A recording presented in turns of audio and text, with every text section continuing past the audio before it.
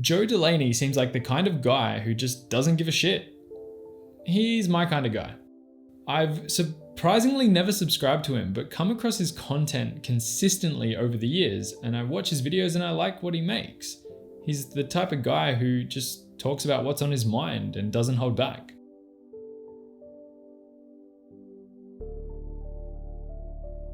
Welcome back to my channel. My name is Reece, and in today's video I'm reacting to a video put out by Joe Delaney. For those of you who don't know who Joe is, he is predominantly a fitness/lifestyle YouTuber, but tends to deep dive into more specific topics that are related to his life.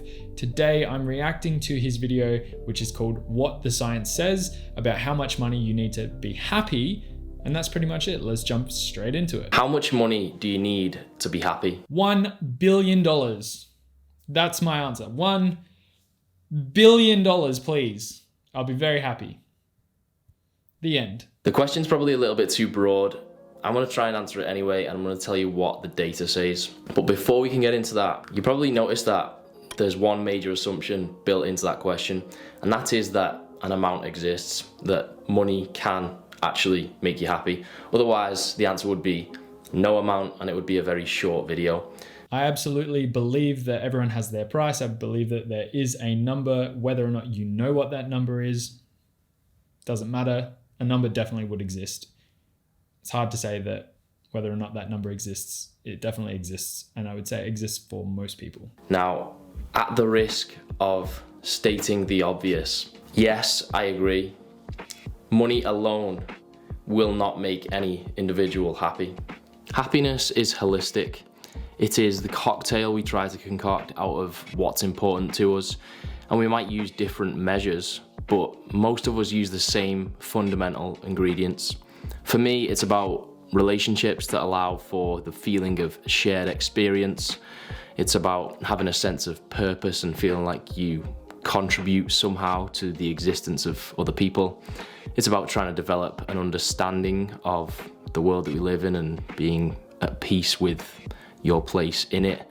And it's sometimes just about the raw, hedonistic pursuit of positive emotions. Shit that makes you feel good. I 100% agree with this. I cannot stress it enough. This is literally how I live my life. He is my kind of guy, and he sees the world how I see it. I've watched other videos of his, so I'm happy and confident to say that I completely and 100% agree with that mentality.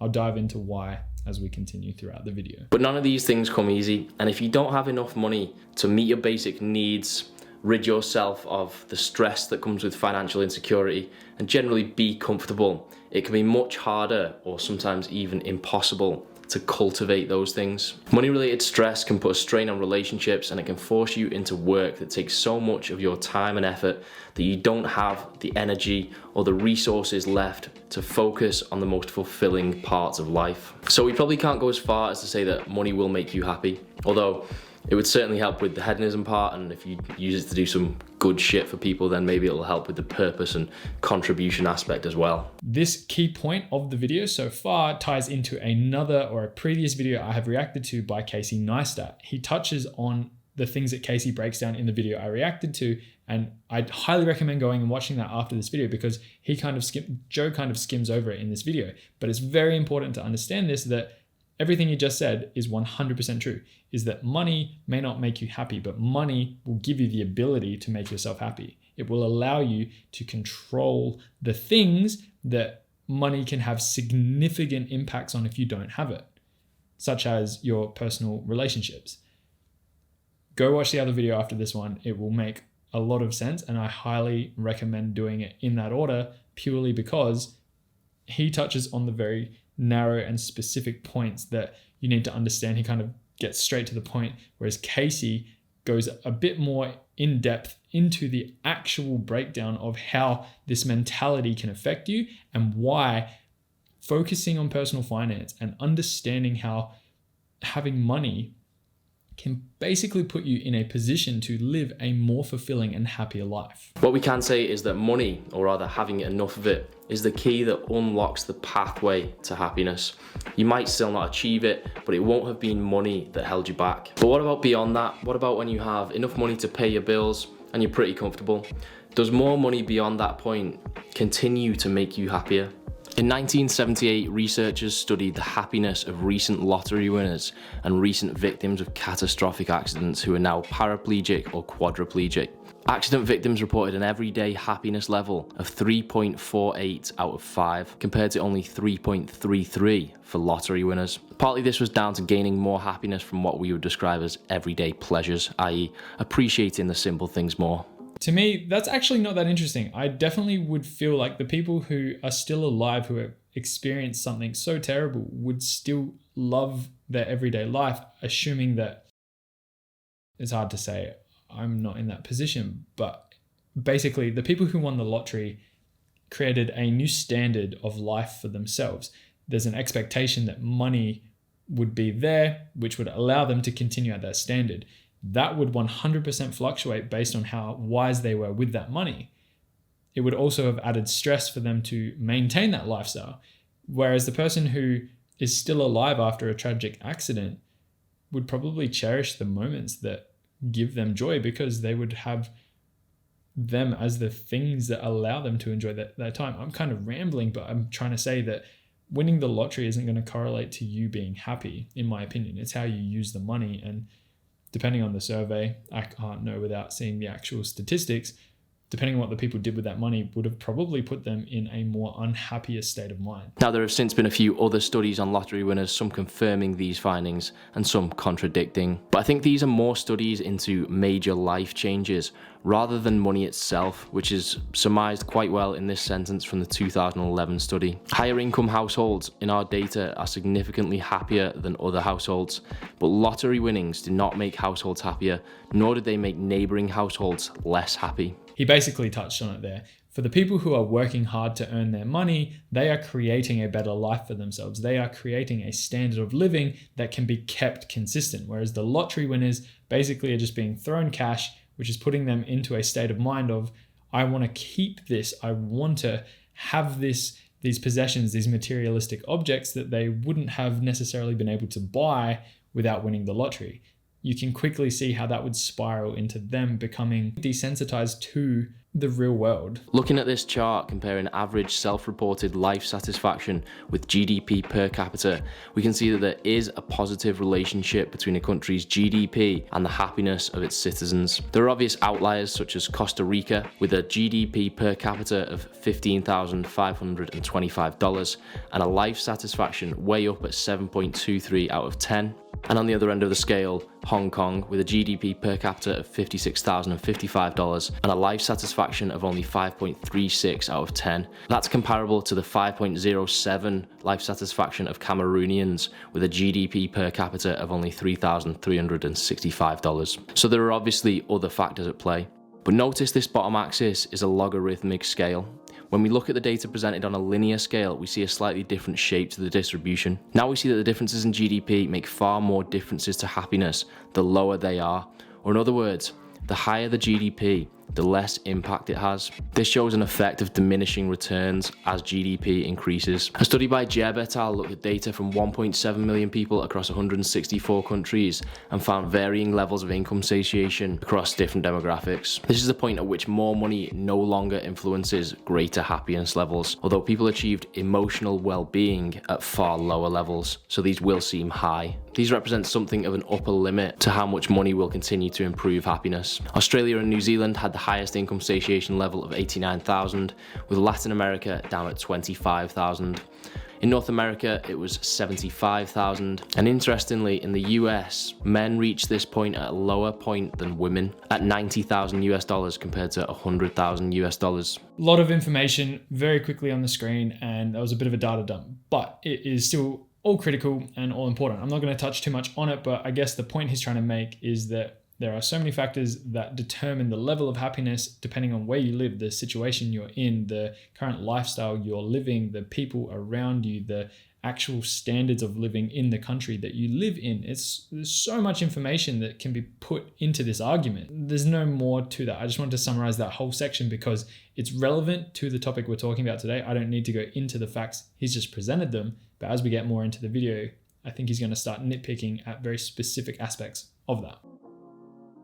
If we look at the average subjective happiness against income for households in the UK, again, we see the diminishing returns effect we saw before. Side note, this represents lack of anxiety rather than the presence of it. And so once you get to around high 30s or 40k, more increases in income seem not to have much of an effect. Going from 10 to 20k makes a much greater difference than going from 40 to 50k, which I suppose makes sense when you look at it proportionally. Research from Raisin took data from around the UK, looked at the happiest places and figured out how much the people there earn. This is a crude way of doing things, but it gives a figure for an average salary of the top 10 happiest cities at 33,846. This actually fits quite well with this chart of the average subjective happiness in the UK. If we draw a line up from the x-axis on roughly where £34,000 would be, you'll see that beyond that point, there really isn't that much of an increase in self-reported happiness. This to me is where it starts getting interesting. This is actually important to discuss because I myself, as being someone who has come from relatively low income, leaving a supermarket job as a casual where I was between the age of 18 and 22, jumping into the field of engineering, working my first real full-time job, that difference in money between my first couple of tens of thousands up to the 50,000 mark in Australia in particular was a massive leap in its own. My happiness levels increased significantly because I had access to a lot more opportunity to be able to not necessarily just buy things, but just generally save, budget better, buy things that I wanted in particular, which I definitely was priced out of or took forever to save up for, to the point where I've now jumped again with my salary being a little bit more into my career with the expectation that that will continue to grow into the future. I believe that at the moment I am at probably the happiest that money can provide me with. The more important thing, or the next most important thing to me, now that I've kind of established this groundwork or this base, is time. My time is definitely the most valuable asset I have. I want to make the most out of my time. I want to enjoy my time. And money is a driver that allows me to do that. It allows me to automate things. It allows me to fast track things. But I really resonate with this. And like you said, it makes sense that the jumps from lower income from 10,000 to 30,000 in the UK in particular saw much higher levels of happiness compared to people who went from like the 90,000 to 100,000. The jump is very similar in money, but the happiness levels definitely wouldn't be, because the people at that top range are definitely going to be happy as is. Just like I myself have experienced this, and you might be able to resonate with this, or you might actually fall into this category, think back in the future where, oh, I've now started to jump into these higher paying brackets, but really question it. Would $10,000 be life-changing for you tomorrow? Or would it be something that you go, yeah, sweet, I can just chuck that into savings, I don't really need the money? That's how you gauge it, because realistically, that's how I gauge it, and it makes sense. If it doesn't make sense, argue. Write a comment down below and tell me why that doesn't make sense.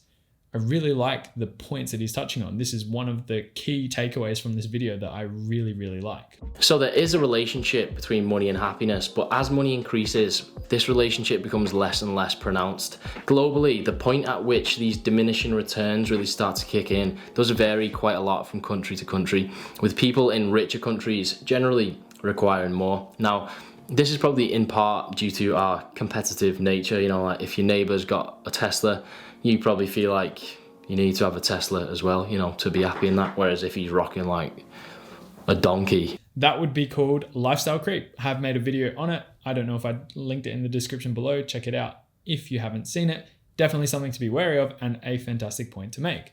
That, yeah, if you're the CEO of a company making this much money and you're spending the same amount, if not close to the same amount, you're not taking home anything to have as excess.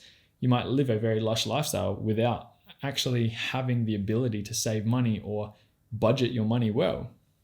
Something to definitely think about, especially if you are a high income earner. I'm really enjoying reacting to this video because it has a little bit for people in the low income brackets, a little bit for people in the high income brackets. It kind of touches on everyone. And it's very important to understand why this is a good thing to discuss, because it's applicable to almost everyone. You will have either been in that lower bracket and may not have appreciated the jumps, or you might be in that top end bracket and not be budgeting and being like, oh no, I should probably do something about this, because we're talking about happiness here in particular, but it's also something to tie back to your personal finances and why it's important to basically manage your money appropriately. Then, a Vauxhall Corsa is going to do the job fine and it's going to be ideal. But aside from just keeping up with the Joneses, cost of living must also be a major factor in this, because the actual number that is on the screen when you check your balance, that is somewhat arbitrary and irrelevant if you don't take into account cost of living. Otherwise, hyperinflation just wouldn't be an issue, because it's not that actual number, is it, that brings you the comfort and the sense of security.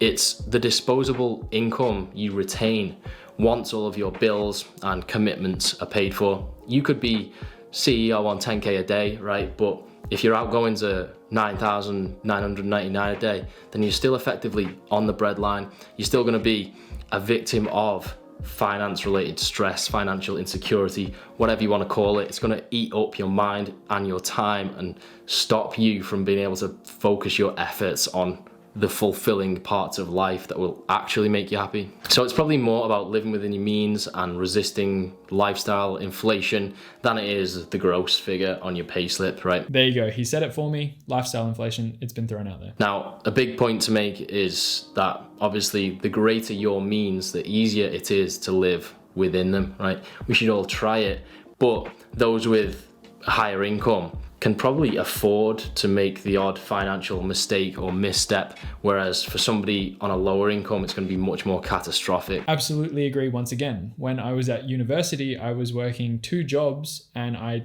also was doing a university placement. I had to go to a factory and work in it every day for 20 weeks for free.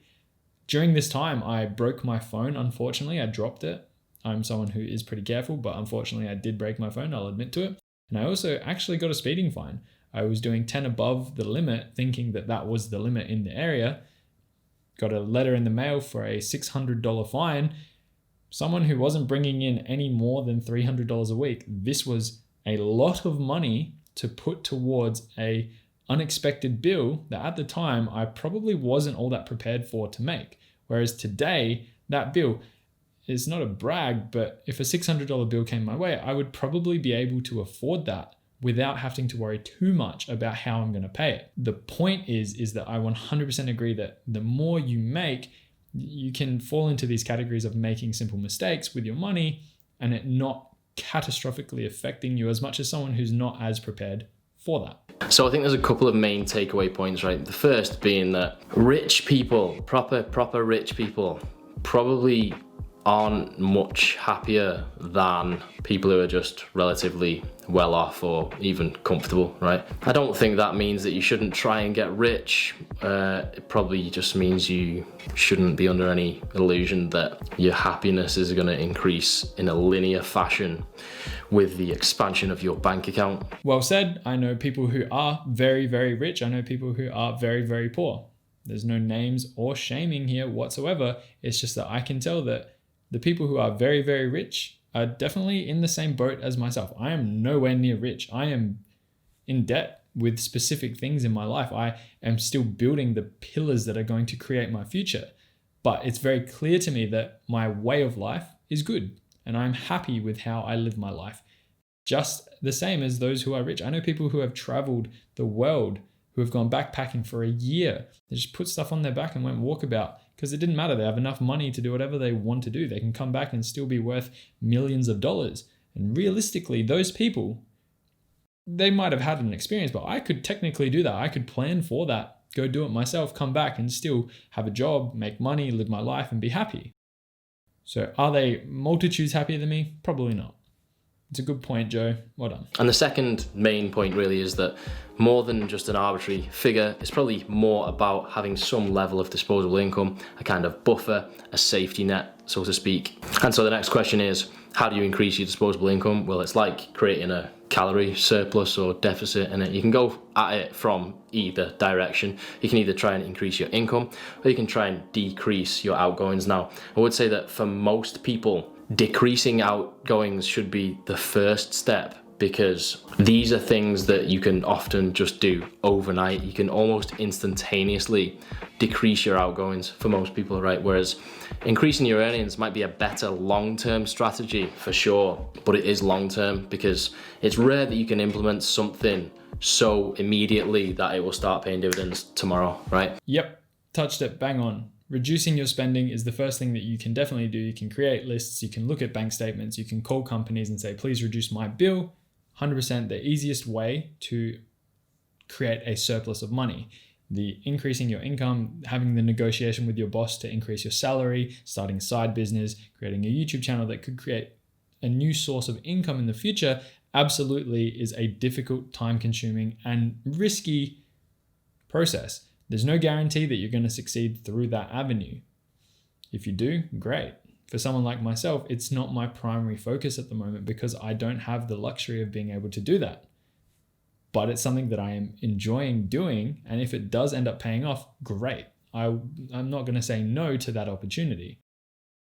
It's very interesting how some people I know talk about increasing your income because it's not as simple as people lay it out to be, and it's something that there's a lot of behind the scenes that goes into me just creating a simple reaction video. Realistically, I'm talking about someone else's content. I'm reacting to someone else's content, which is not super difficult. Even the videos that I make here in my office, I'm not editing like a wizard. I'm just generally talking and trying to provide information about topics that I'm interested in. The overarching thing is that watching that 7-minute video or that 10-minute video that I make, the amount of time and effort that goes into that might surprise you. It's definitely in the hours mark, if not up to the tens of hours mark, depending on the video. So just keeping that in mind, he's absolutely right that first step would be to reduce your spending and your outgoing expenses. That's number one. And then 2, start to focus on new income streams, but understand that work, time, effort, and sacrifice is going to have to go into them with the potential that they will never actually succeed. Some things might take a couple of weeks, months, years to build up, whether it's your own business, whether you're working towards a promotion or a pay rise or a side hustle or whatever it is, right? Now, how to make money, how to save money, that's probably a conversation for another day. Probably a conversation that I'm not best placed to have, really. I don't know if I'm really qualified for that, but who knows? If I never spoke about stuff that I wasn't qualified for, I'd probably never make a YouTube video. That's another reason why I really like Joe as well, is because he's completely and truly honest. He is only talking about things that he's comfortable talking about, similar to myself. It's hard to give perspective to a large audience, especially on a topic that you don't know a lot about. You can clearly tell that what he's talking about in this video comes from his own experiences, and that is super important to understand that what he's saying is probably a real life reflection of his life. And that's great because real life experiences are the things that give me personally motivation to try things out because he has gone through those struggles. He has seen how that jump from that low income work to whatever he's making now in his higher income. And he is determining his level of happiness and kind of projecting it in this video, which is a good indicator for me that my thought process and my mindset kind of aligns with how his experiences have played out. Anyway, so with that in mind, I just want to wrap up the video really by stressing, if I can, the importance of gaining some kind of competent level of financial literacy, because it's the kind of shit you aren't really taught in school, right? Or at least I wasn't anyway. Maybe they do these days, but I wish they did back in the day because it would have been a lot more useful to me than like half the shit that I did learn, right? Anyway. Regardless of his potty mouth, he is 100% accurate in saying that, yes, you should develop and understand a simple concept of financial literacy. It will do wonders for your bank account. It will also do wonders for your life and your stress levels when it comes to money.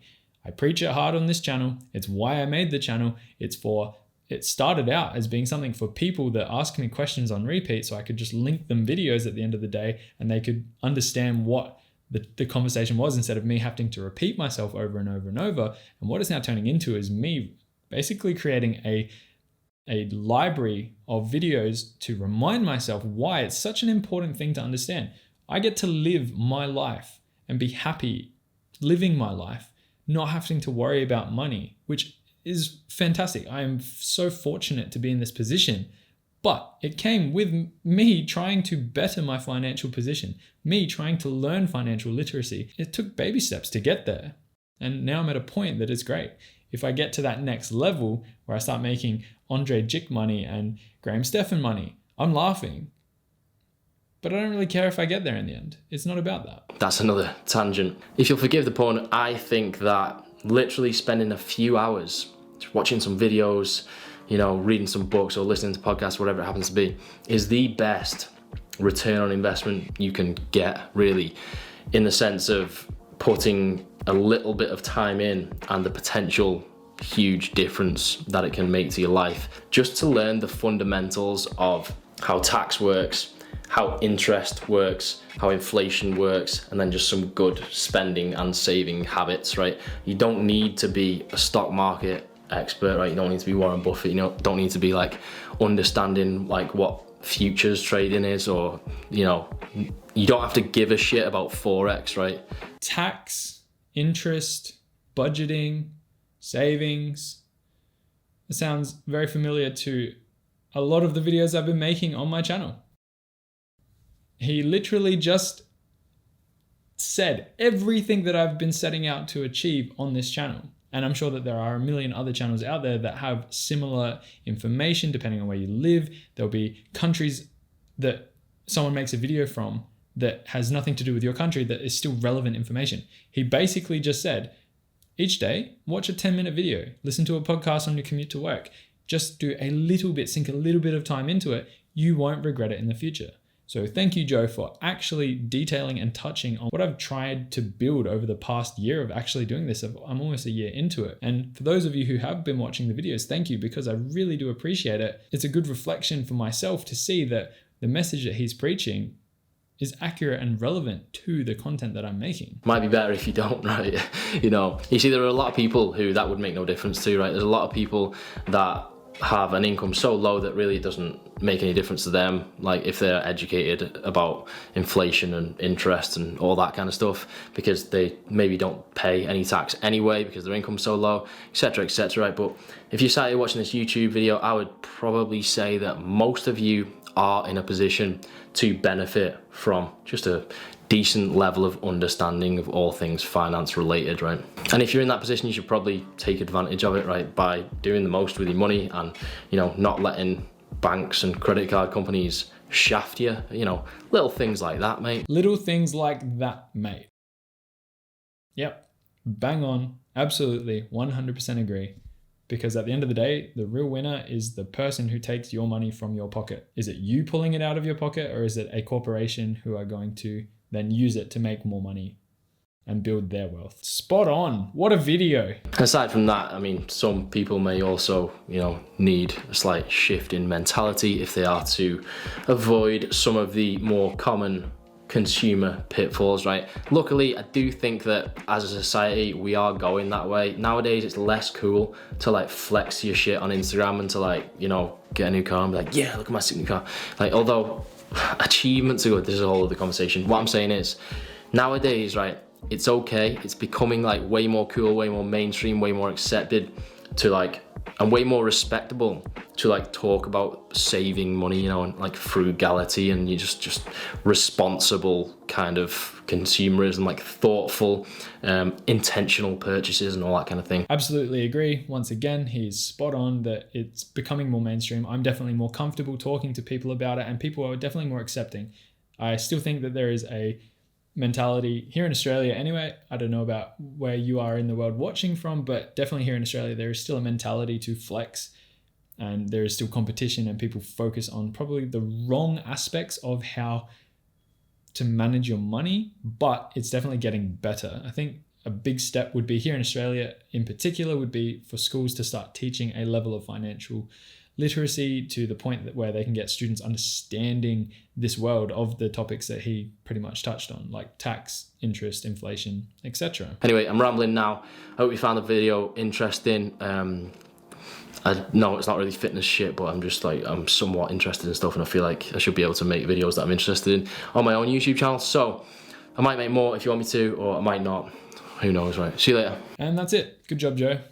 thank you for the video. I have left a link down in the description below to Joe's channel and the video that I reacted to today. If you enjoyed his content, definitely watch, or my suggestion would be to start by watching his video for people who can't stop overthinking. I really enjoyed that video. It was done very well. If you enjoyed this video, don't forget to like and subscribe. It definitely helps the channel grow and I really appreciate the support. On top of that, definitely leave a comment down below for any recommendations of YouTubers or videos that you would like me to react to in the future. I really enjoy making these videos, so any suggestions are welcome. With that being said, I'll leave you to it. Enjoy your day, enjoy your week, and goodbye for now.